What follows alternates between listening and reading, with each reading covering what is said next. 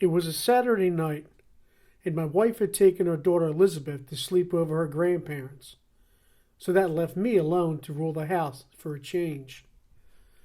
I decided that I would watch some TV and make some of that popcorn because that's what you do when you're alone. I don't know why I was making popcorn because I don't even like it. I guess I did it because that's what you do when you sit down to watch a movie by yourself in an empty house. I turned the TV on and caught an old black and white film, so I left that channel on. As I began to settle in to watch it, I also began to eat the popcorn. Wasn't half bad, wasn't half good, just was popcorn. After about 3 handfuls of the stuff, I noticed my daughter had left her doll on the chair across from me. I'd found that doll for her downtown in an old antique store, and she fell in love with it right away when I brought it home. It had an odd look to it that stood out. It was the same look that was giving me now across the room as it sat slumped into the chair. It was almost like it was staring at me. Maybe it was hungry and wanted some of this delicious popcorn. I remember Elizabeth telling my wife and I that the doll can talk and has been talking to her. My wife and I just thought it was Elizabeth's wild imagination getting the best of her. After all, dolls don't talk, and they certainly could care less about me eating popcorn in front of them. Oh, what the heck, I thought to myself. She looks hungry sitting over there. Maybe I should be polite and offer her some Jiffy Pop.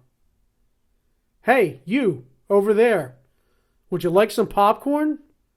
I said to a doll. She didn't answer. Wow, what a shock. I guess she isn't that hungry or talkative tonight. Okay, that's more for me. Your loss. Sorry, I said to a doll again. Just then, the doll sat upright and spoke. Yes, spoke. Sorry? Why are you sorry, Michael? Is it you're sorry you have to eat all that disgusting popcorn all by yourself? Or are you sorry you're about to think you're losing your mind? The doll said. I was shocked the doll can talk. Or maybe the doll's right. Am I losing my mind? Wait a minute. I'm arguing with myself over talking to a doll. This is crazy. Or maybe I'm crazy. Either way, I have to know. Excuse me, but did you just talk to me, Dolly? I said to the doll. The doll sunk back into the chair and rolled her eyes at me and then spoke. Did you just call me Dolly? Wow, crazy and unoriginal. You're batting 1,000 tonight, Michael. The doll said to me. Okay, now this is getting creepy. I'm getting sassed back by a tree with eyes? Enough is enough. Maybe there is something in this Jiffy Pop. I told Susan to buy Orville Redenbacher instead. What's the expiration date on this thing anyway? I looked directly at the doll. So, you can talk, and I'm not crazy. Neither is my daughter. Okay, what is your deal? How can you talk, and what do you know about life? I asked the doll. The doll smiled. Yes, believe it or not, this doll just smiled at me and then spoke again. Michael, I hear everything around this house. Therefore, I know everything. I know you love your wife, and she loves you too. I also know you love your daughter Elizabeth. And believe me, you are her world. That little girl won't stop talking about you to me. She loves you so much, and this may come as a shock, but she prefers Jiffy Pop. She also wants so badly to be a dancer when she grows up. I can help her with her dance routines.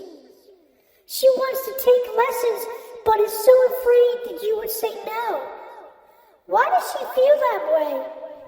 The doll asked me. My mother was a dancer, a great dancer on Broadway. She won a lot of awards, had a lot of sold-out shows. Dancing was her life. But one morning she woke up and couldn't move her legs. She was devastated that she could never dance again. I watched that once bright glowing smile turn into an endless face of sorrow. I don't ever want my daughter to have to feel that way. That's why my wife and I decided to never let her take dance lessons. I said as tears began to flow from my eyes. The doll began to cry too, and then she spoke again. Michael, your daughter wants to dance to make you happy and proud of her. She also wants to dance to show her grandma that the love for dancing is alive and well within the family. Would you please reconsider taking Elizabeth for dance lessons? It would mean so much to her, and I'm sure your mom as well, the doll said. I wiped the tears from my eyes and responded, Okay, I'll make a deal with you. I will reconsider letting my daughter take up dance lessons only if you reconsider helping me eat this horrible Jiffy Pop. We both laughed. Yes, dolls can laugh, and dolls can talk, and dolls can also eat popcorn with you. You've just heard TV Time, a short story written by John J. Ruppert, October 21st, 2014. It was recorded, spoken, and effects added by John J. Ruppert, November 13th, 2019. Till we meet again, be safe, be creative, and offer your daughter's doll some food, will you?